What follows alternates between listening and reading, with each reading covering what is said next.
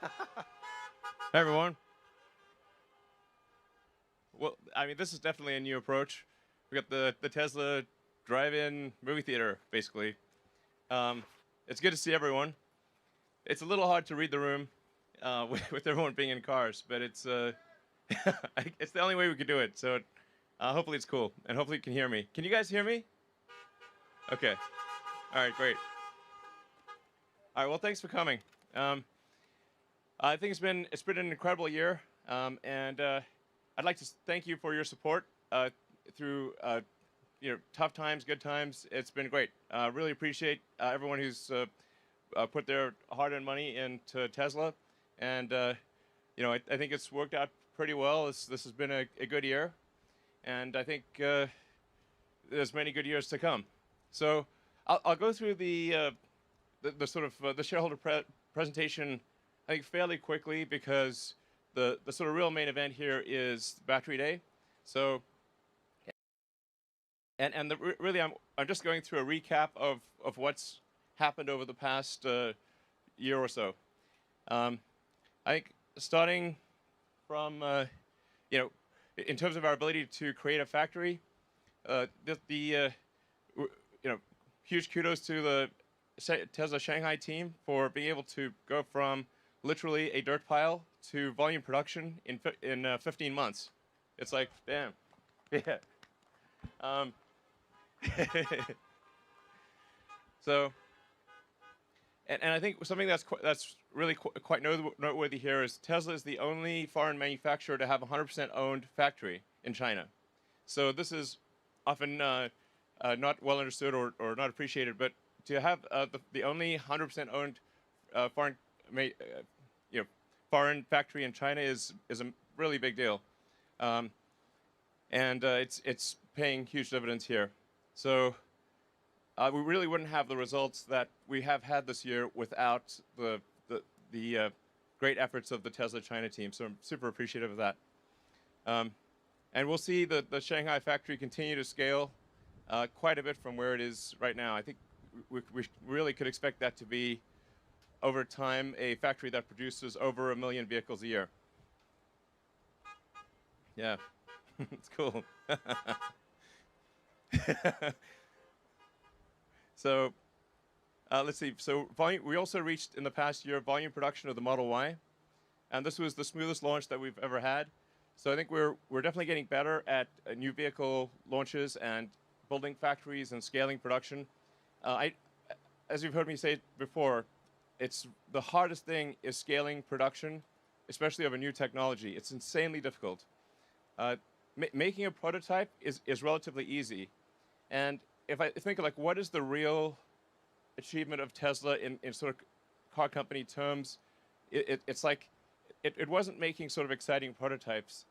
It was that Tesla was really the first company in about a century in the U.S., the first U.S. company in the U.S. to reach volume production and be sustainably profitable. Like the crazy thing is this has really not happened in 100 years. That's the actual super hard part. And we now have 4 vehicles in volume production, S3 XY. So also the toughest joke I think maybe ever. It was a very difficult joke to make. So we also introduced the lowest cost solar in the U.S. It's only $1.49 a watt, and we really just simplified the whole value chain. So reduced sales and advertising, got rid of a bunch of unnecessary costs, and really are just relying upon the fact that it's just the lowest cost, most efficient solar in the U.S., providing both retrofit and the solar glass roof, which I think is a really great product, a hard product to make work, but it will be a major product line in the future. And we also got 4 consecutive quarters of GAAP profitability, which was very difficult. Yeah. So, and certainly a testament to the hard work of people at Tesla. I mean, to do this in extremely difficult times against a wide range of adverse circumstances was insanely hard, but we got it done. So and I think the future is looking like I think very promising from sort of an annual profitability standpoint. So, in order to achieve, in order to sort of do well financially, you really need economies of scale, and you need ideally the best technology. And I think we've had the best technology for a while, but now we are also achieving economies of scale. So, and we're also rapidly improving autonomy, which is a massive value add to each car. So, I think the value of Tesla is going to be like total, just on the vehicle side, total vehicles produced times the value of autonomy. That's a way to think about the future value of Tesla. We also have consistent free cash flow generation. This is really important for growth.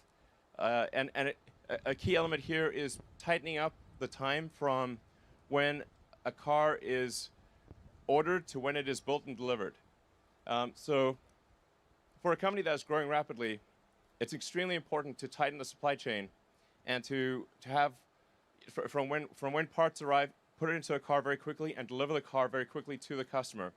And if you can do that inside the sort of your kind of payables timeline, then the faster you grow, the more cash you have. Or conversely, if you're unable to do it within your payables timeline, the faster you grow, the less money you will have, which is obviously bad. It's for a capital-intensive situation. So just tightening up and having the parts move very quickly to the factory, put it in a car, get it to a customer, makes a massive difference to cash flow generation. And I mean, that's why it's extremely important to have a factory in each continent. Because if you don't at least have a factory in the continent, it is impossible to achieve this. So having a factory in China that's able to serve China, and then soon many other countries in the region, will be key to us tightening that total sort of chain of cash flow and getting it, essentially, the faster we grow, the more cash. This is really important. That's also why it's important to have Giga Berlin complete, because then we'll have a factory in China, a factory in the U.S., and soon a second factory in the U.S. in Austin, and a factory in Europe. And I mean, even for Giga Texas in Austin, even if we had exactly the same costs as in California, it would still be advantageous to do it there because it's roughly 2/3 of the way across the U.S. So in terms of delivering cars to the central U.S. and to the East Coast, it's just faster, costs less, and it fundamentally improves our economics. So I think this is also maybe something that's not fully appreciated of just how important it is to have a factory at least on the continent or reasonably close to where the end customers is, so you can tighten that whole chain. Industry performance. While the rest of industry has gone down, Tesla has gone up. And I think this speaks to, thanks.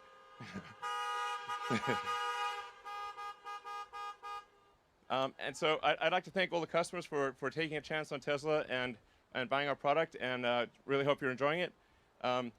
This is really, our sales, as Elle was saying, really grow by word of mouth. So this is really, I think, a very pure, it's very pure in the sense that it's like, it's growing on the basis of existing owners recommending it to new customers. This is really, I think, a good way to grow. And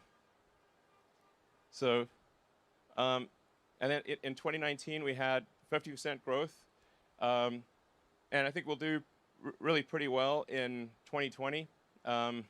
Probably somewhere between 30 to 40% growth, despite a lot of very difficult circumstances. I mean, there's so many, pandemic, wildfires. It's like a whole bunch of difficult production issues. But thanks to the hard work of the Tesla team and a lot of innovative approaches to overcoming issues, we're able to still see significant growth in one of the most difficult, in fact, I'd say probably the most difficult year of Tesla's existence. So, and we also published our extended impact report. Tesla, we try very hard to do the right thing. If the right thing does not happen, it's just because we maybe made a mistake or weren't aware of it. But we always try to do the right thing as to the best of our ability. And and then we published the extended impact report to show, just a sort of a self-examination of, okay, what are we doing right, what are we doing wrong, what can we do better in the future. We're definitely trying to accomplish the most good, and so, if we occasionally make a mistake, we work quickly to fix it and do the right thing. So, it's worth looking at like the average life cycle emissions in the U.S. And just how much better a Tesla is or an electric car than any other than any kind of gasoline car. And what we'll talk about in the battery day is also just how much the grids around the world and actually, especially in the U.S., are greening. It's actually much faster than I think people realize. The U.S. is moving towards sustainable energy. And so as we move more and more to sustainable energy, then effectively you end up building the solar factories and the car factories themselves with solar. Over time you do, or with sustainable energy. Over time you'll even mine with sustainable energy, and eventually it will get to an effective emissions of 0. So that's where things will end up. Yeah. So we also have safety at the core of our design. The Tesla cars are the safest cars ever designed. We have the lowest probability of injury of any cars ever tested by the U.S. government, and that's just passive safety. When you add active safety into that, it's even better. It's really, if safety is important to you, which obviously it is, the safest car you could drive is a Tesla. So, I think some people aren't aware of this, but it's really, safety is paramount. It is actually the #1 design objective when we build a Tesla is safety. Our factories are also becoming safer, and if you look at the sort of accidents per total vehicle made, it's dramatically better than in the past, and it's already better than industry average, and we're confident we can get it to the best in the auto industry. Autopilot functionality continues to improve, and you can see it in the safety report that we publish every quarter. It's just getting better and better. The U.S. average for collisions is at roughly 2.1 per million miles, and with autopilot engaged, it's 0.3. I mean, this is a profound difference. It really massive, and this will get even better. So we're confident that over time we can get the probability of an accident, especially the probability of injury, to 10 times better than the industry average, like an order of magnitude better. So that's just a lot of lives saved and a lot of injuries avoided. So that's a huge priority for us. On the autopilot front, I think it's kind of hard for people to judge the progress of autopilot. Like I'm driving. I as a matter of course, I've always done this. I drive the bleeding edge alpha build of autopilot, and so I sort of have insight into what is going on. Previously, about a couple of years ago, we were kind of stuck in a local maximum. So we were improving, but like the improvements kind of started tailing off and just not getting where they needed to be. I call this sort of getting trapped in a local maximum. And so we had to do a fundamental rewrite of the entire autopilot software stack, and all of the labeling software as well. So we're now labeling in 3D video. So this is hugely different from previously where we were labeling essentially a bunch of single images from the 8 cameras, and they would be labeled at different times by different people. And some of the labels, you literally can't tell what it is you're labeling. So it basically made it sort of in some cases impossible to label, and the labels had a lot of errors. Now, with our new labeling tools, we label it in video. So we actually label entire video segments, and the system, so you get basically a surround video thing to label, and with the surround video and with time. So it's now taking all cameras simultaneously, and looking at how the images change over time and labeling that, and then the sophistication of the neural nets in the car and the overall logic in the car has improved dramatically. I think we'll hopefully release a private beta of Autopilot, of the full self-driving version of Autopilot in, I think, a month or so, and then people will really understand just the magnitude of the change. It's profound. So, yeah.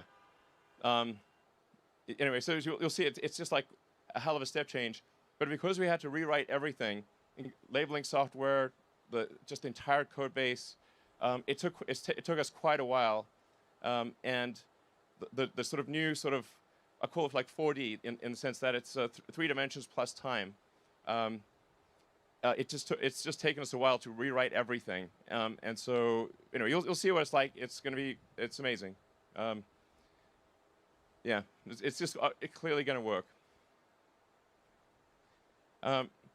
Tesla core competencies, we've got engineering, obviously. But also manufacturing. I think manufacturing is underappreciated in general, and the difficulty of designing the machine that makes the machine is vastly harder than the machine itself. So, the designing, like making a Model 3 or Model Y or Cybertruck prototype is really quite trivial compared to designing the factory that makes it. Especially if it's new technology and you want to use new manufacturing methods, it's just at least 10 to 100 times harder to do the factory than the prototype. And that's why you see a lot of companies out there or startups, they'll bring out a prototype, but they just can't get it over the hump for manufacturing, because manufacturing of new technology especially is the hardest thing by far. Like basically the prototype is at best 10% of the difficulty and probably closer to 1%. And then software. Tesla is both a hardware and a software company. So a huge percentage of our engineers are actually software engineers. And you can think of our car as kind of like a laptop on wheels. And so software is incredibly important. And so not just in the car, but also in the factory. So the factory software is extremely important. Just software in general. These are fundamental. These are the 3 critical areas that are needed to make for an awesome company. So, yeah.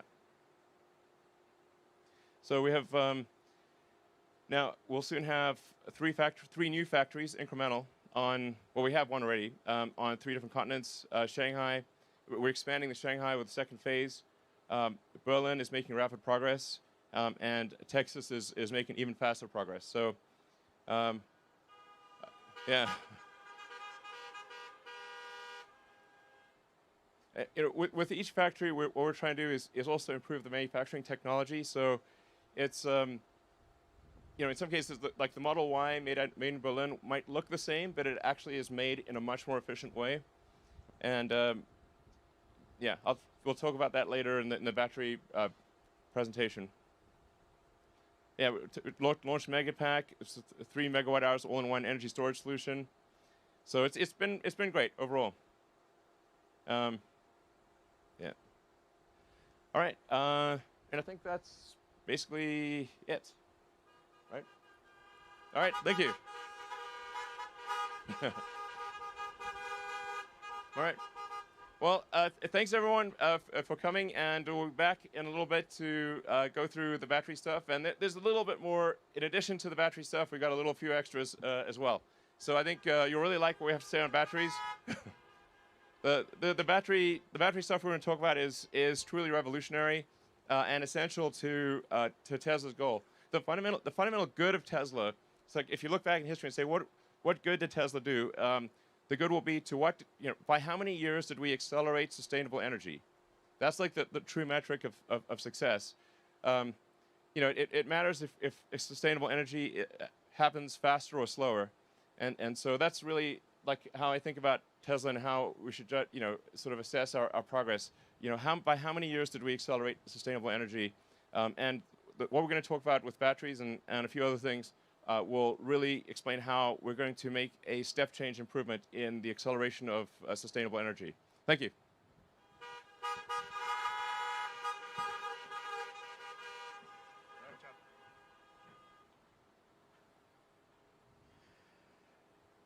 Hi, folks. That was great. We're going to take a short break before we begin the Battery Day event. So stay tuned. If you're local and here in the audience today, you can feel free to get out of the cars and stretch your legs, but try to stay near the cars because we're going to begin promptly in a little bit. See you soon.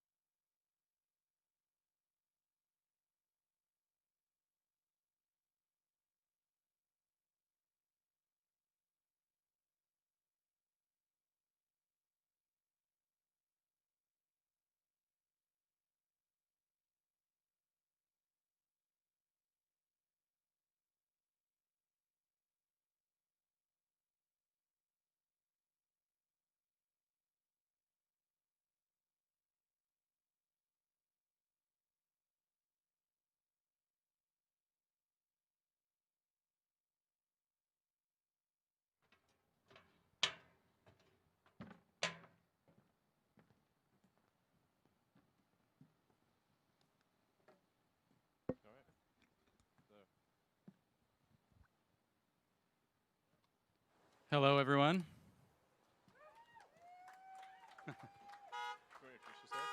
Sure. Thanks, Elon. Oh, hi. I'm Drew Baglino, SVP of Powertrain and Energy Engineering at Tesla, and I'm incredibly excited to talk about what we've been doing at batteries here at Tesla. Great. So let's see. You got the clicker. Yeah, I've got the clicker. Yeah. Okay. I'll take it at first, perhaps. Sure. So obviously the issues we're facing are very serious. With climate change, and we're experiencing these issues on a day-to-day basis. It's incredibly important we accelerate the advent of sustainable energy. Time really matters. This presentation is about accelerating the time to sustainable energy. So the past 5 years were the hottest on record. We have what looks like a wall for CO2 ppm. It's obviously, this time is not like the past. It's really important that we take action. Running this climate experiment is insane. So, Especially when it's just a transitory one anyway. yes. We're going to run out of these fossil fuels. Let's just move to the future and not run this experiment any longer. Yeah. Talk a bit louder. You got it. Okay. So anyway, there is a lot of good news though. What a lot of people may not be aware that wind and solar comprise 75% of new electricity capacity in the U.S. this year. So this is a really major. So the grid is going sustainable very, very quickly. Now it's also worth noting that the length of time that power plants last is on the order of 25 years. So even if 100% of energy generation was sustainable, it would still take 25 years to convert the grid. And it's also worth noting that in the past 10 years, power production from coal has dropped in half. So it went from 46% of electricity in 2010 to 23% in 2020. So this is a massive improvement. So good things are happening on a lot of levels. We just need to go faster. So in terms of Tesla's contribution, we've delivered over 1 million electric vehicles, 26 billion electric miles driven, and many gigawatt hours of stationary batteries, 17 terawatt hours of solar generated. So I think solar is sometimes underweighted at Tesla, but it is a massive part of our future. The three parts of a sustainable energy future are sustainable energy generation, storage, and electric vehicles. So we intend to play a significant role in all three. So to accelerate the transition to sustainable energy, we must produce more EVs that need to be affordable and a lot more energy storage while building factories faster and with far less investment. So goal number one is a terawatt hour scale battery production. So Tera is the new giga. And a terawatt is 1,000 times more than a gigawatt. So we used to talk in terms of gigawatts. In the future, we'll be talking in terms of terawatt hours. So this is what's needed in order to transition the world to sustainability. Yeah, and you can see we're talking about 100x growth in batteries for electric vehicles to achieve this mission. And we are going to get there. It's just a matter of how fast, and our intention is to accelerate it. Yeah. You basically need on the order of roughly 10 terawatt hours a year of battery production to transition the global fleet of vehicles to electric. And the average vehicle lasts 15 years, so we're talking about 150 terawatt hours, give or take, to transition the whole all vehicles of all types to electric. Yeah, so it's a lot of batteries, basically. Yeah, so.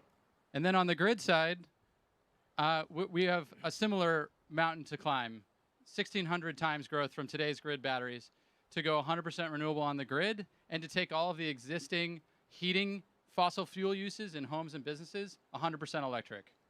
Yeah, and this number, I think, might grow even more, as the world economy matures and as countries with high populations industrialize, we could see this number be even more. But let's say it's like roughly 20 to 25 terawatt hours per year, sustained for 15 to 25 years to transition the world to renewable. This is a lot. Yeah. So today's batteries cannot scale fast enough. They're just too small. For Giga Nevada, 150 gigawatt hours per year is like what we probably expect to make out of there. But this is really pretty small in the grand scheme of things. That's only 0.15 terawatt hours. And it costs too much. So We would need 135 fully built out Nevada gigafactories to achieve 20 terawatt hours a year. It's not scalable enough of a solution. We need a dramatic rethink of the cell manufacturing system to scale as fast as we can and should. yeah, and I think we should view this as more than just a question of money. Money is sort of like an ethereal thing, but it's really the amount of effort. You have a certain amount of effort, in terms of people and machines, and depending on how efficient that effort is, for a given amount of effort, you want the most amount of batteries. So it's not just a question of like, well, if we had $2 trillion, tomorrow you could make this. It's not that easy. You actually need to organize a massive number of people, build a lot of machines, build the machines that make the machines, and so it's incredibly important to have that effort yield the most number of batteries. So and then goal two, obviously, we need to make more affordable cars. I think one of the things that troubles me the most is that we don't yet have a truly affordable car, and that is something that we will make in the future. But in order to do that, we've got to get the cost of batteries down. We've got to make and we've got to be better at manufacturing, and we need to do something about this curve. The curve of the cost per kilowatt hour of batteries is not improving fast enough. So we've given this a lot of thought over many years to say, okay, how can we radically improve the cost per kilowatt hour curve? It's been somewhat flattening out actually in recent years. So I mean, early growth was promising, but you can see we're kind of plateauing. So that's what's motivating us to rethink how cells are produced and designed. Yeah, exactly. And EV market share is growing, but EVs, aren't still accessible to all. And you can see, as Drew was saying, it's like starting to flatten out a little bit because the rate of improvement of the affordability of cars is just not fast enough. So that's why we got Battery Day. Yeah. To make the best cars in the world, we design vehicles and factories from the ground up. Next. Yeah. And now we do this for batteries as well. Yeah. It's weird, the slides don't show up quite right. Anyway, what shows up on the screen is not quite what shows up there. Anyway. Oh, okay. It's different. Yeah, I think it's because that's, yeah. No, that one's current, supposed to be current. Anyway. So let's get started. We have a plan to halve the cost per kilowatt hour. Yeah. And it's not a plan that rests on a single innovation, some research project that'll never see the light of day. It's a plan that has taken creative engineering and industrialization across every facet of what makes a cell into a battery pack, from raw material to the finished thing. And we're going to go through that plan with you today, step by step, and build up how we get to these goals and how we accelerate this transition and make our vehicles and our grid batteries more affordable. Yeah. I mean, we basically thought through every element of the battery, well, almost every element. There are a few more elements that we won't get to today, but we will get to in the future. Yes. So first, before we get too far into it, let's talk about what is in a battery cell. We've got the cap and the can, negative and positive terminals of the cell. When you open that cell, you've got a tab connected to those terminals, what we call the jelly roll, which is the wound electrodes on the inside. You can actually see what this looks like as you unwind it. This is over 1 meter long in a typical 2170 cell. So it's quite a long winding process. And you can see the tab still there. And then to explain what's actually going on here, we've identified we've got anode, cathode, separator, positive and negative terminal. Watch what happens as we, there we go, discharge the cell. Got lithium moving from anode to cathode, and then the reverse. When we charge the cell, anode moving from lithium moving from cathode to anode across the separator. This is the basic of what makes all lithium-ion batteries, whether they're no matter what the form factor is.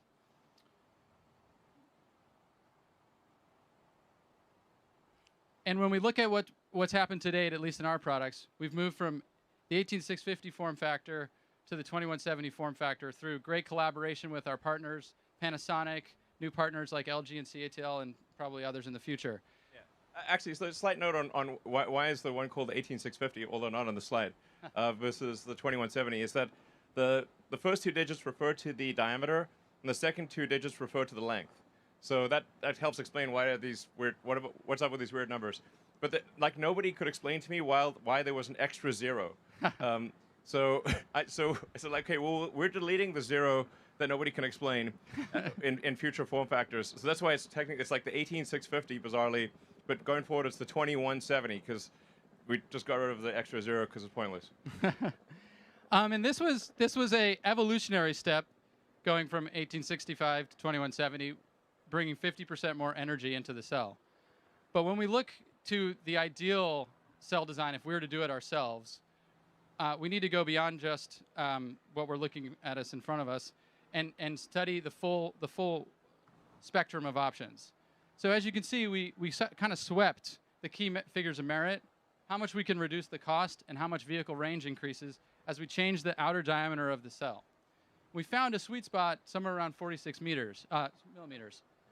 But it's not just about a bigger form factor. Like anybody could make a bigger form factor. Any fool could make a bigger form factor. We not any fool. Yeah, exactly. There are problems as you make cells larger. In fact, supercharging and thermals in general become really challenging as you make bigger cells. And this was the challenge that our team set our sights on to overcome. And we did. We came up with this tabless architecture that maybe you've heard about, that basically removes the thermal problem from the equation and allows us to go to the absolute lowest cost form factor and the simplest manufacturing process. And this is what we mean when we talk about tabless. It's kind of a beautiful thing. That's what these T-shirts mean, but it's very esoteric. It's like nobody could figure it out. But yeah, we basically took the existing foils, laser patterned them, and enabled dozens of connections into the active material through this shingled spiral you can see, with simpler manufacturing, fewer parts, 50 millimeter versus 250 millimeter electrical path length, which is how we get all the thermal benefits. Yeah, this is important to appreciate. Like basically the distance that electron has to travel, is just much less. So you actually have a shorter path length in a large tabless cell than you have in the smaller cell with tabs. This is a big deal. So even though the cell is bigger, it actually has more power. The power to weight ratio is actually better than the smaller cell with tabs. This is, again, like this is quite hard to do. So it's nobody's done it before. And it really took a tremendous amount of effort within Tesla engineering to figure out how do we make a freaking tabless cell and have it actually work and then connect that to the top cap. And it's there's a whole bunch of things that we're keeping a little secret sauce here that we're not telling everything. But sometimes what's elegant and simple is still hard, and it took us a lot of trials, but we're happy where we ended up. Yeah, I mean everything's simple in recollection. After you simple, everything it's hard until it's discovered, and then it's simple.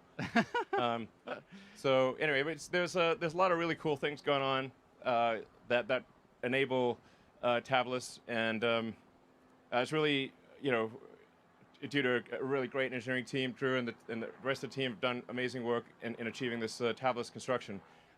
And it sounds, I think it may sort of sound a bit silly to some people, but this is like, for people that really know cells, this is a massive breakthrough.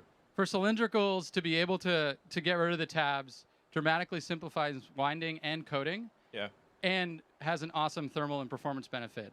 Yeah, that's just to elaborate on that a bit. It's like when the cell is going through the system, it has to keep stopping where all the tabs are. Yes. So you can't do continuous motion production if you have tabs. You have to keep stopping, and then there's a rate at which you can start and stop and accelerate again, and it really slows down the rate of production. And then sometimes you get the tabs wrong. And you also lose a little bit of active area. It's really a huge pain in the ass to have tabs from a production standpoint. Yes. And so when we put it all together and go to our new 80 millimeter length, 4680, we call this new cell design, we get 5 times the energy with 6 times the power and enable 16% range increase just form factor alone. Yeah, so these... yeah, it's pretty great. And just to clarify, when we see these plus 16% or whatever the percentage range increases, these are the amounts due just to that particular innovation. Yes. So we'll list a whole bunch of innovations, and then when you add them up, you get a total improvement in energy density and cost. But these numbers are what refer to just this thing. Yeah, and I want to stress, this is not just a concept or a rendering. We are starting to ramp up manufacturing of these cells at our pilot 10 gigawatt hour production facility just around the corner. Yeah. So, yeah. It's a video of some of what's going on in the plant.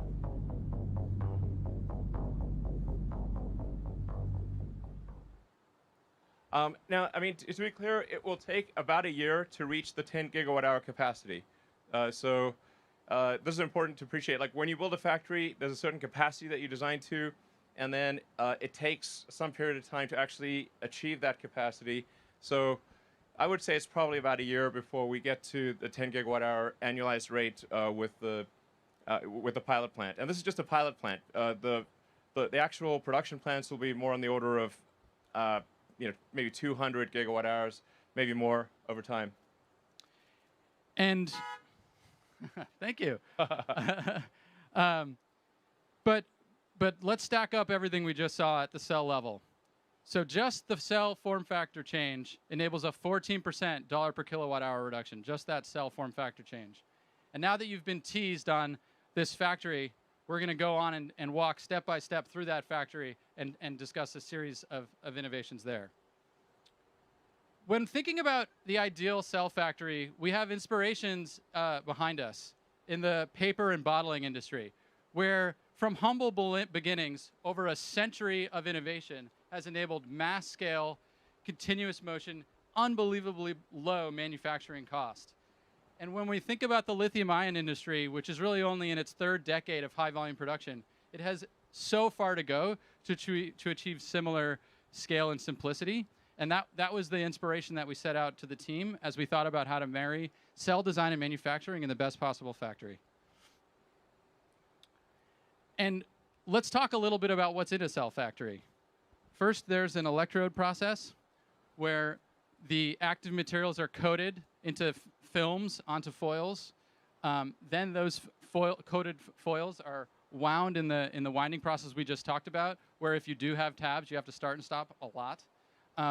Then the jelly roll is assembled into the can, sealed, filled with electrolyte, and then sent to formation, where the cell is charged for the first time, and where the sort of the electrochemistry is set and the quality of the cell is verified. And we set out at every step of this process to try to take that inspiration we just showed and think about how we make those processes fundamentally better and more scalable.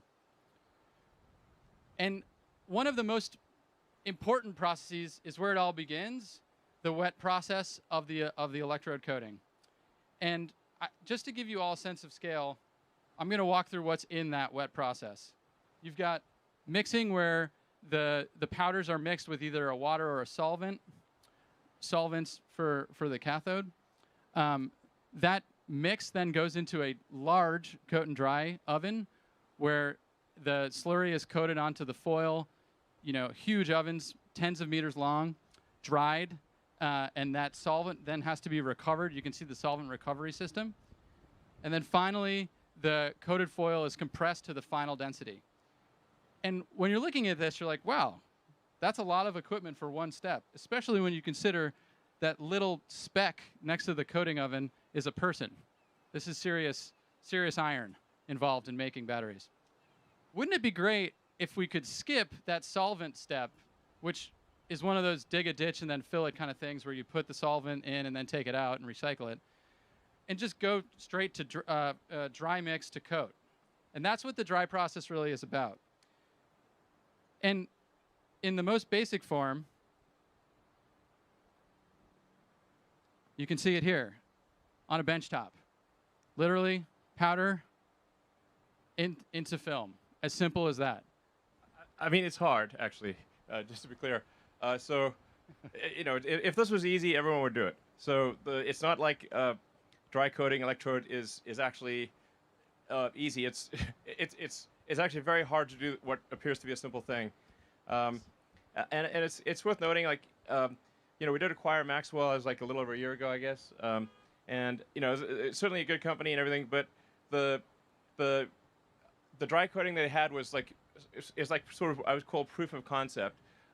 Since the acquisition, we've actually revved the machine that does the dry coating 4 times. So we're in revision 4 post-acquisition of the machine, and there's still a lot of work to do. So I would not say this is like completely in the bag. It's still a lot of work to do, and you know, as you go from like benchtop to lab to pilot to volume production, there are actually major issues that you encounter at every level. It's not like, you know, you make something work on your bench and bingo, now you can make a bazillion of it. Absolutely. It's insanely difficult to scale up. Yeah, yeah. But if you do scale it up, Yeah. what you saw before becomes this. Yeah. So you can see the motivation. A 10 times reduction in footprint, a 10 times reduction in energy, and a massive reduction in investment. But as Elon was saying, simple is hard. Yeah. Yeah, I mean, to be clear, I would like not say that right now it's just totally working. It's close to working, but it's not even now. At the pilot plant level, it is close to working. Well, it's fair to say it does work, but with not a high yield. Yeah. So we're still ironing out the kinks, but we've made tens of thousands of cells, thousands of kilometers of electrode. I mean, we are on the 4th generation of the equipment, so we've learned a lot along the way. Yeah. I mean, it is super demanding because every atom has its place if you want to deliver the energy density and the cycle life and the supercharging. Yeah. But we're confident that we will get there, but it will be a lot of work along the way. There's a clear path to success, but a ton of work between here and there. Yep. So, but this is a really profound improvement. Again, for people that know battery manufacturing, this is gigantic. We'll probably be on machine revision 6 or 7 by the time we do large-scale production. The rate at which the machines are being improved is extremely rapid. Like literally every 3 or 4 months is a new rev. Yeah, and beyond the electrode, we continue to innovate on every other process step. So let's talk a little bit about assembly, which is next. The key to a high-performing assembly line is accomplishing processes while in motion, continuous motion, and thinking of the line as a highway, max velocity down the highway, no start and stop, no city driving. Exactly, no stoplights and traffic lights or anything. You want the highway. I want the highway. Yeah. And together with our internal design team that makes this equipment and designs this equipment, we coupled thinking about how to make the best cell with thinking about how to make the best equipment so that we could accomplish the fastest parts per minute rates on all of these tools. And through all of that development, we were able to get to the point where we can implement assembly lines, one line, 20 gigawatt hours, 7 times increase in output per line. And when you're thinking about scalability and pure effort, having one line be 7x the capability is just effort multiplying. Yeah. So. Yeah, you can sort of think about like the sort of the fundamental physics of a factory or something. Like, I think it's actually quite a lot like the rocket equation, where you've got basically in the rocket equation you've got your exhaust velocity and then the log of the start to end masses. So it's basically saying, you know, how fast are things going and what percentage of the factory volume is doing useful work, and conveyance does not count as useful work. So Only the value-added steps. yeah, if you break the factory down into cubic meter sections, and say or smaller, it could be like 1 liter sections, and say is a majority of this volume doing useful work, you would be astounded at how bad most factories are. They're like maybe 2 or 3%, including our factory in Fremont. So I think it is possible to get to at least 10 times that volumetric efficiency. So more like 30% ish, maybe more, and be 10x better, which means the factory can be 10 times smaller. And then the other thing is how fast are things going through the factory. It's like speed and density. The faster you go, like if a factory that's moving at say twice the speed of another factory is equivalent to two factories basically, and the company that will be successful is the company that with one factory can accomplish what other companies take 2 or 3 or 4 factories to do. So this is what we're trying to do here is say, okay, how do we with one factory achieve what maybe 5 or even 10 factories would normally be required to achieve? And the vertical integration with the machine design teams at Grohmann and Hybar and others allows us to really accomplish that, because we don't have all these edge conditions between one piece of equipment and another. We can design the entire machine to be one machine and remove all of these unnecessary steps. Yeah, I mean, basically Tesla is aiming to be the best at manufacturing of any company on Earth. This is the thing that's actually most important in the long run. I think, just from a company standpoint and from basically achieving sustainability as fast as possible. But I think also for long-term competitiveness, eventually every car company will have long-range electric cars. Eventually every company will have autonomy. I think, but not every company will be great at manufacturing. Tesla will be absolutely head and shoulders above anyone else in manufacturing. That is our goal.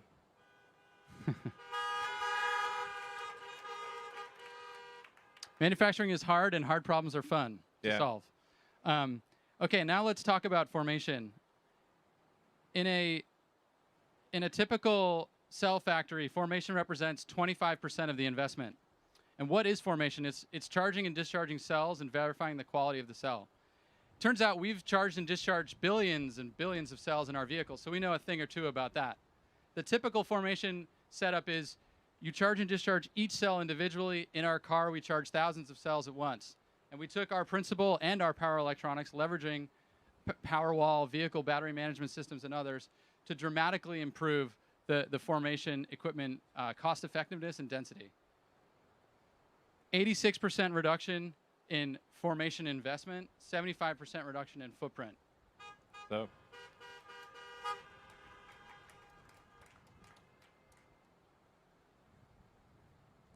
You want to take this one? Sure. So essentially what this translates to, based on what we know today, is about a 75% reduction in the investment per kilowatt hour or gigawatt hour. It's just basically 4 times better than the current state of the art to the best of our knowledge.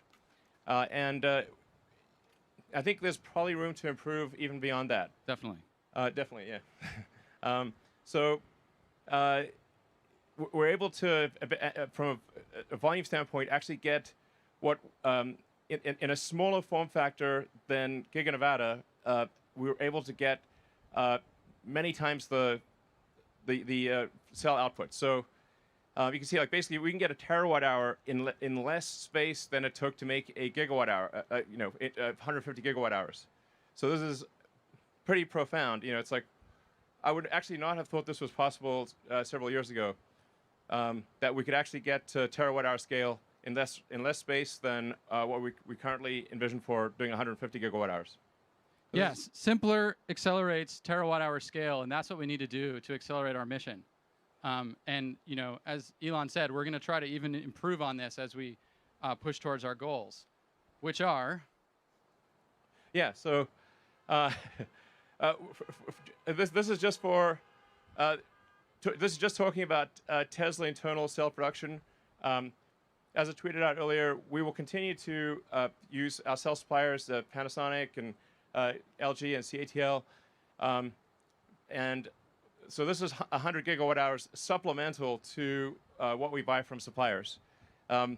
And yeah, essentially, this does like reduce our weighted average cost of a cell because, it allows us to make a lot more cars and a lot more stationary storage, and then long term, we're expecting to make on the order of 3,000 gigawatt hours or 3 terawatt hours per year.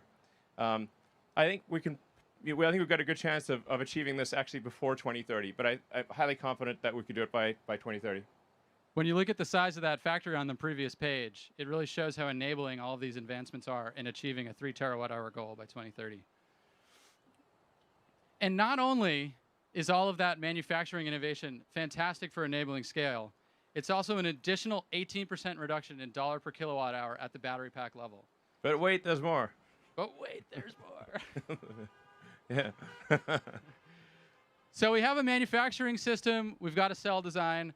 What are the active materials we're going to put in that cell design? Let's talk about the anode first. Let's talk about silicon. Why is silicon awesome? It's awesome because it's the most abundant element in the Earth's crust after oxygen, which means it's everywhere. It's sand. Yeah. Sand is silicon dioxide. Yeah. And it happens to store 9 times more lithium than graphite, which is the typical anode material in lithium-ion batteries today. So why isn't everybody using it? The main reason is because the challenge with silicon is that it expands 4x when fully charged with lithium. And basically, all of that expansion stress on the particles start cracking, they start electrically isolating, you lose capacity, the energy retention of the battery starts to fade, and it also gums up with a passivation layer that has to keep reforming as the particles expand. Yeah, basically, with silicon, the cookie crumbles and gets gooey. That's basically what happens. Good analogy. Yeah. And current approaches to solve this, which exist, I mean, we have silicon in the cars that you're all in right now, are involved highly engineered, expensive materials in the scheme of things. Now, they're still great, and they enable some of the benefits of silicon. They just don't enable all of it, and they're not scalable enough. And you can see some of the things that maybe you've heard of, SiO, silicon with carbon, or silicon nanowires. I mean, that's kind of the space right now. What we're proposing is a step change in capability and a step change in cost. And what that really is to just go to the raw metallurgical silicon itself. Don't engineer the base metal. Just start with that and design for it to expand in how you think of the particle in the electrode design and how you code it. Yeah, and I'm not sure if you saw this. Basically, $1 per kilowatt hours. Yeah. Basically, if you use simple silicon, it's dramatically less than even the silicon that is currently used in the batteries that are made today. And you can use a lot more of it. The anode would cost, with this silicon, and the anode costs $1.20 a kilowatt hour. Yeah. And how does it work? Start with raw metallurgical silicon, stabilize the surface with an elastic ion conducting polymer coating that is applied through a very scalable approach. No like chemical vapor deposition, no highly engineered high capex solutions, and then integrated into the electrode through a robust network formed out of a highly elastic binder. And in the end, by leveraging this silicon to its potential, we can increase the range of our vehicles by an additional 20%, just this improvement. Yeah, it gets cheaper and longer range.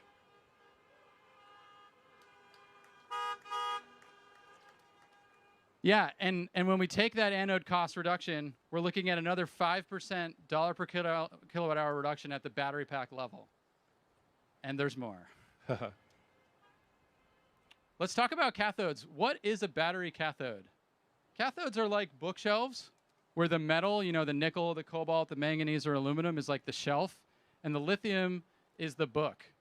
And really, what sets apart these different metals is how many books of lithium they can fit on the shelves and how sturdy the shelves are. Cobalt is a... Yeah, sorry, I was just going to say, like, it's tough to exactly figure out what the right analogy is to explain cathode and anode, but a bookshelf is probably a pretty good one, in the sense that you need a stable structure to contain the ions. So you want a structure that does not crumble or get gooey, or basically that holds its shape in both the cathode and the anode. As you're moving these ions back and forth, it needs to retain its structure. So if it doesn't retain its structure, then you lose cycle life and your battery capacity drops very quickly. Absolutely. Yeah, I totally agree. And I think people are always talking about like, oh, what's the cathode going to be? Is it NCA or whatever? You know, the thing to consider is just fundamentally what the the metals are capable of, and that's what we have on the chart here. Dollar per kilowatt hour cathode of just the metal, using just LME, you know, London Metal Exchange prices, versus the energy density of just the cathode.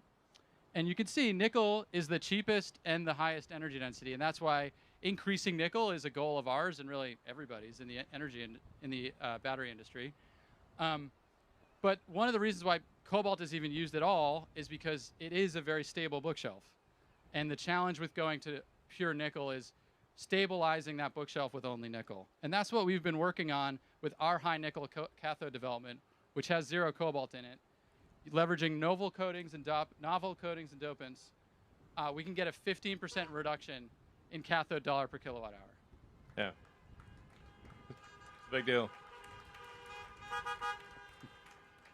But it's not just about nickel. You want to? Yeah, sure. So in order to scale, we really need to make sure that we're not constrained by total nickel availability. I actually spoke with the CEOs of the biggest mining companies in the world and said, please make more nickel. It's very important. And so I think they are going to make more nickel. But there's also, I think we need to have a kind of a 3-tiered approach to batteries. So starting with iron, that's kind of like a medium range, and then nickel manganese as sort of a medium plus, intermediate, and then high nickel for long range applications like Cybertruck and the semi. Because something like a semi truck, it's extremely important to have high energy density in order to get long range. So just to give sort of iron a bit more time, like although if you look at the watt-hours per kilogram at the cathode level of iron, it looks like nickel's twice as good. But when you fully considered at the pack level, everything else taken into account, nickel is about maybe 50 or 60% better than iron. So iron is a little better than it would seem when you look at it at the pack level fully considered. It's not as good as nickel. Nickel is like 50 to 60% better, but it's actually pretty good. And so, good for stationary storage and for medium range applications where energy density is not paramount. And then, like I said, for intermediate, it's kind of a nickel manganese. And it's relatively straightforward to do a cathode that's 2/3 nickel, 1/3 manganese, which would then allow us to make 50% more cell volume with the same amount of nickel. And with very little energy trade-off. I mean, Yeah. Just enough to have you still want to use 100% nickel for something like a semi-truck, but really not much of a sacrifice at all. Yeah. And, beyond the metals, because a lot of people spend time talking about the metals, actually the cathode process itself is a big target.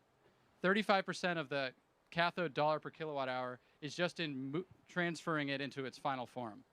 And so we see that as a big target, and we decided to take that on. Here's a view of the traditional cathode process. Effectively, if you start at the left and you have the metal from the mine, the first thing that happens is the metal from the mine is changed into an intermediate thing called a metal sulfate, because that's just happened to be what chemists wanted a long time ago. And then when you're making the cathode, you have to take this intermediate thing called metal sulfate, add chemicals, add a whole bunch of water, a whole bunch of stuff happens in the middle, and at the end, you get that little bit of cathode and a whole bunch of wastewater and byproducts. Yeah, it's insanely complicated. If you look at the total, like if you're just like, it's a small world journey of I am a nickel atom. What happens to me? And it's crazy. Like you're going around the world 3 times. There's like the moral equivalent of like digging the ditch, filling the ditch, and digging the ditch again. It's total madness, basically. And these things just grew up as they're just kind of like legacy things that it's like how it was done before. And then they connected the dots, but really didn't think of the whole thing from like a first principle standpoint, saying how do we get from the nickel ore in the ground to the finished nickel product for a battery. And so we've looked at the entire value chain and said, how can we make this as simple as possible? And that's what we're proposing here with our process. As you can see, a whole lot less is going on here. We get rid of the intermediate, metal, water, final product cathode, recirculate the water, no wastewater at all. And when you summarize all of that, it's a 66% reduction in CapEx investment, a 76% reduction in process cost, and zero wastewater. Much more scalable solution. Yeah. And then when you think about the fact that now we're actually just directly consuming the raw metal nickel powder, it dramatically simplifies the metal refining part of the whole process. So we can eliminate billions in battery-grade nickel intermediate production. It's not needed at all. Yeah. We can also use that same process we showed on the previous page to directly consume the metal powder coming out of recycled electric vehicle and grid storage batteries. So this process enables both simpler mining and simpler recycling. And now that we have this process, obviously we're going to go and start building our own cathode facility in North America and leveraging all of the North American resources that exist for nickel and lithium. And just doing that, just localizing our cathode supply chain and production, we can reduce miles traveled by all the materials that end up in the cathode by 80%, which is huge for cost. Yeah, I mean, to be clear, cathode production would be part of the Tesla cell production plant. So it would just be, basically, raw materials coming from the mine, and from raw materials in the mine, out comes a battery. And on that note, the way the lithium ends up in the cell is through the cathode. So then we should obviously on-site lithium conversion as well, which is what we will do using a new process that we're going to pioneer. That's a sulfate-free process again, skip the intermediate. 33% reduction in lithium cost, 100% electric facility co-located with the cathode plant. Yeah. So it's important to note that there is a massive amount of lithium on Earth. Yeah. So lithium is not like oil. There's a massive amount of it pretty much everywhere. In fact, there's enough lithium in the United States to convert the entire United States fleet to electric. Like all the cars in the United States, there's like 300 million or something like that. Every vehicle in the United States can be converted to electric using only lithium that is available in the United States. Discovered today. What we already know exists. People really haven't even been looking. Yeah, people haven't been trying because it's just like widely available. So, but it is important to say, like, okay, what is the smartest way to take the ore and extract the lithium and do so in an environmentally friendly way? And we actually discovered again, looking at a sort of first principles physics standpoint, instead of just the way it's always been done, is we found that we can actually use table salt, sodium chloride, to basically extract the lithium from the ore. Nobody's done this before. To the best of my knowledge, nobody's done this. And it's a sort of, all the elements are reusable. It's a very sustainable way of obtaining lithium. And we actually we actually got rights to a lithium clay deposit in Nevada. Over 10,000 acres. Over 10,000 acres. And then the nature of the mining is actually, I think, also very environmentally sensitive in that we sort of take a chunk of dirt out of the ground, or remove the lithium, and then put the chunk of dirt back where it was. So it will look pretty much the same as before, and it will not look like terrible. And yeah, it'll be nice. Nice. Yeah. So simply mix clay with salt, put it in water, salt comes out with the lithium, done. I yeah, mean, it's pretty crazy. Yeah. So we're really excited about this, and there really is enough lithium in Nevada alone to electrify the entire U.S. fleet. Yeah, that's true. Actually, just what's in Nevada. That's basically there's so much damn lithium on Earth. It's crazy. It's one of the most common elements on the planet. And eventually, as we said at the beginning, when we get to this steady state 20 terawatt hours per year of production, we will transfer the entire non-renewable fleet of both power plants, home heating and battery and industry heating and vehicles to electric. And at that point, we have an awesome resource in those batteries to recycle to make new batteries. So we don't need to do any more mining at that point. And you can see why. Yeah. The difference in the value of the material coming back from the vehicle versus the ground, you'd always go to the vehicle. And we recycle 100% of our vehicle batteries today. And actually, we are starting our pilot full-scale recycling production at Gigafactory Reno next quarter to continue to develop this process as our recycling returns grow. Yeah, I mean, to date it's been done by third parties, but we think we can recycle the batteries more effectively, especially since we know our batteries, we're making the same battery as the thing we're recycling. So whereas like third-party recyclers have to consider batteries of all kinds. Yeah, and just to think about what this actually means, the recycling resource is always 10 or greater years delayed because batteries last a really long time. But eventually, it is the way that all resources will be made available, and that's why we're investing in this recycling facility in Nevada. Yeah. Long-term, new batteries will come from old batteries once the fleet reaches steady state. Right. Okay, so we just talked about scaling cathode and recycling. All of the benefits that you just saw are added to this benefit of a 12% reduction in dollars per kilowatt hour at the battery pack level. Almost at our halve the cost goal, but there's one more section. Take it away, Elon. Great. So there's an architecture that we've been wanting to do at Tesla for a long time, and we finally figured it out. And I think it's the way that all electric cars in the future will ultimately be made. It's the right way to do things. So it starts with having a single piece casting, or a single piece casting for the front body and the rear body. And in order to do this, we commissioned the largest casting machine that has ever been made, and it's currently working just over the road at our Fremont plant. We have the it's pretty sweet. Currently making the entire rear section of the car as a single piece, high pressure die cast aluminum. And in order to do this, we actually had to develop our own alloy because we wanted a high strength casting alloy that did not require coatings or heat treatment. This is a big deal for castings, especially with a large casting. If you heat treat it afterwards, it tends to deform. It kind of like does this like potato chip thing. So it's very hard to keep a large casting to have its shape. So in order to achieve this, there was no alloy that existed that could do this. So we developed our own alloy, a special alloy of aluminum that has high strength without heat treat and is very castable. So that's a great achievement of our materials team. In fact, in general, we've got a lot of advanced materials coming for Tesla, that new alloys and materials that have never existed before.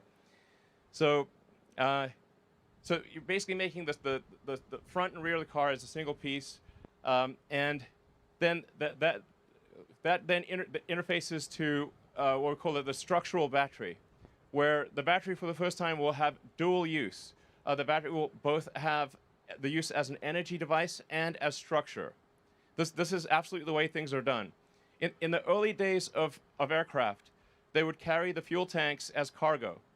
So the fuel tanks actually were quite difficult to carry. They were like basically worse than cargo. You had to kind of bolt them down. It was very difficult. And then somebody said, "Hey, what if we just make the wing tanks? What if we just make the fuel tank in wing shape?" So all modern airplanes, the fuel tank, your wing is just a fuel tank in wing shape. This is absolutely the way to do it.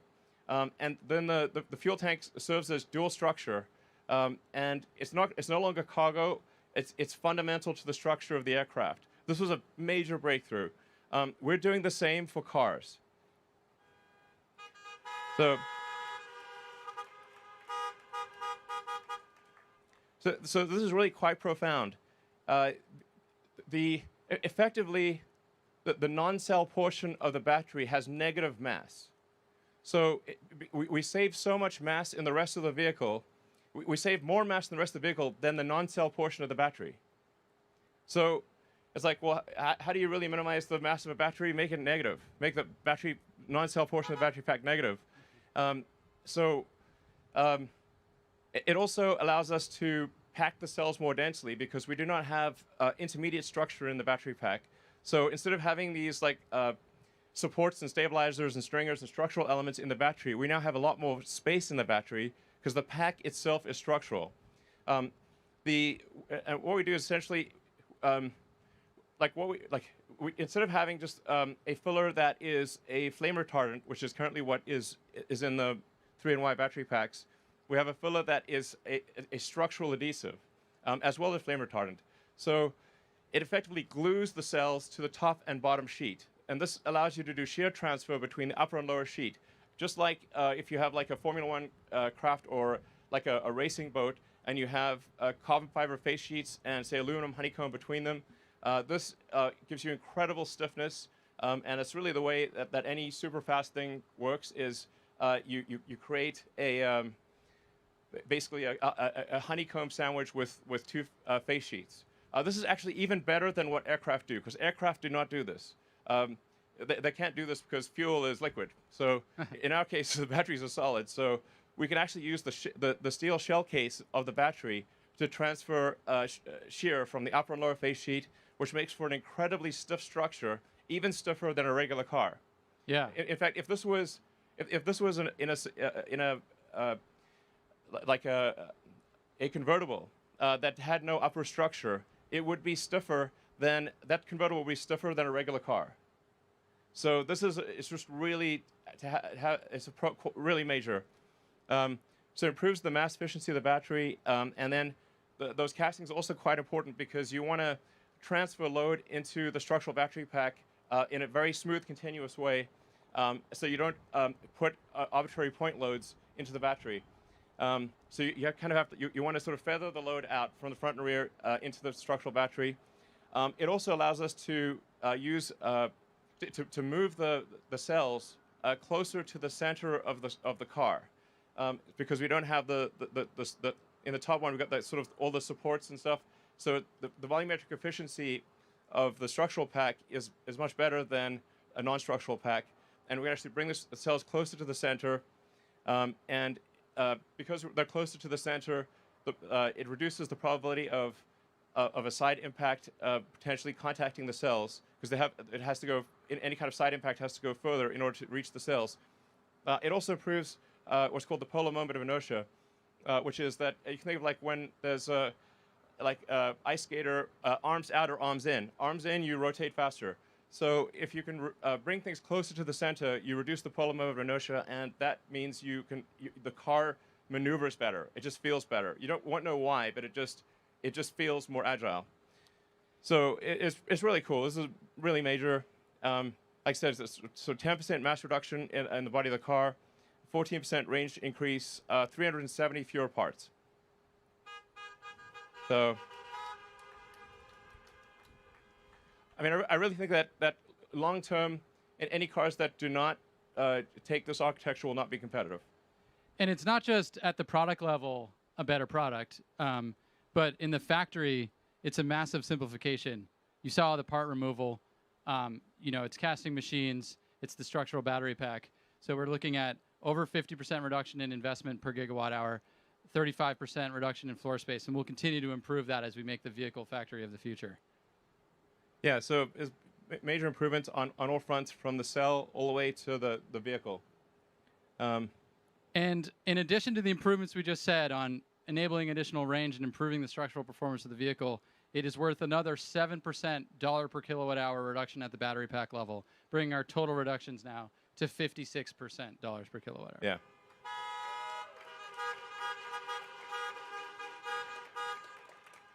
Yeah. All right, so stacking it up, we're not just talking about cost or range. We've got to look at all the facets. So range increase, we're unlocking up to 54% increase in range for our vehicles and energy density for our energy products. 56% reduction in dollars per kilowatt hour at the battery pack level, and a 69% reduction in investment per gigawatt hour, which is the true enabler when we talk back about how do we achieve this scale problem here. Yeah. And yeah, so I think it's pretty nice that investment per gigawatt hour reduction is 69%. I mean, who would have thought? Yeah, just happened to happen out that way. Yeah. I mean, 0.420%, of course. Yeah. So what this enables us to do is achieve a new trajectory in the reduction of cell cost. And now, to be clear, it will take us probably a year to 18 months to start realizing these advantages, and probably to fully realize the advantages, probably it's about 3 years or thereabouts. So, it's not like if we could do this instantly, we would. But it's really, I think what this bodes for, it just really bodes well for the future, and means that the long-term scaling of Tesla and the sustainable energy products that we make will be massively increased. So, what tends to happen as companies get bigger is things tend to slow down. Actually, they're going to speed up. And they have to speed up if we're going to accelerate the transition to sustainable energy. Yeah. I mean, long term, we want to try to replace about, at least 1% of the total vehicle fleet on Earth, which is about 2 billion vehicles. So long term, we want to try to make about 20 million vehicles a year.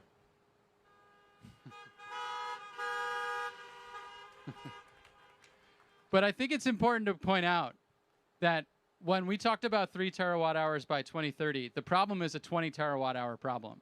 So everybody needs to be accelerating their efforts to accomplish these objectives. Doesn't matter where you are in the value chain, there is a ton to do. You need to rethink from first principles how you do it so that you can scale to meet all of our objectives. Yep. And Elon? Sure.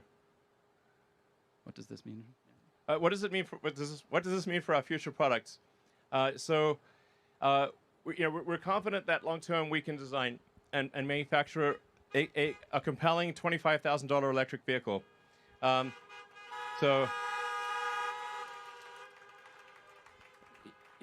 This has always been our dream from the beginning of the company. I even wrote a blog piece about it because our first car was an expensive sports car, and then it was slightly less expensive sedan, and then finally sort of a mass market premium, but like the Model 3 and Model Y.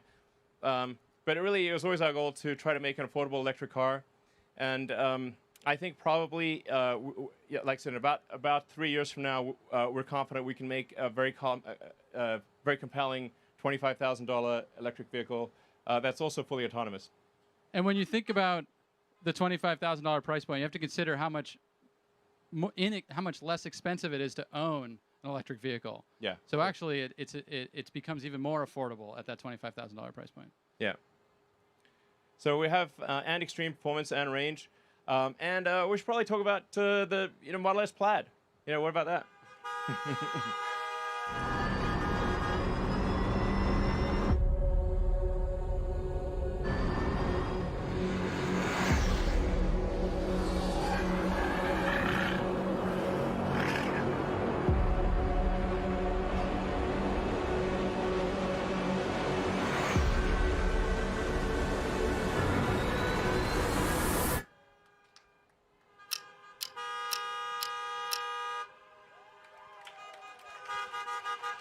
Yeah. Woo. So, we took the latest Plaid out to Laguna Seca on Sunday. It got a minute 30, and we think probably there's another 3 seconds or more to take off that time. So we're confident the Model S Plaid will achieve the best track time of any production vehicle ever, of any kind, two-door or otherwise.